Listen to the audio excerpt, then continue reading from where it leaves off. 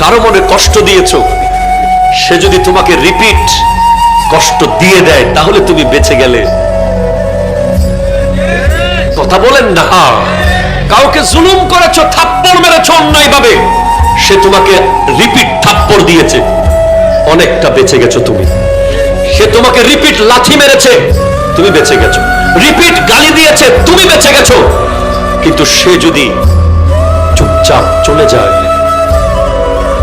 থাপ্পড় খেয়ে যদি চলে যায়, গালি খেয়ে যদি চলে যায়, আপন ভাইকে গলা ধাক্কা দিয়ে বের করে দিয়েছো জাগার জন্য, আপন চাচাকে এলাকা ছাড়া করে দিয়েছো, সে যদি চুপচাপ মসজিদের জায়নামাজে এসে বসে আর যদি বলে আল্লাহ সবাই ছেড়ে দিলে তুমি তো আছো, খোদা কি কসম, এমন আযাব আসতে পারে, সে যদি তার রিভেঞ্জ নিত, প্রতিশোধ নিত, সে হয়তো আপনাকে মায়ের বদলে মারত, কাটার বদলে কাটত, কিন্তু যদি সেটা আল্লাহর আদালতে চলে যায়, তার বান্দার কষ্ট আল্লাহ সহ্য করে না, সহ্য করে না।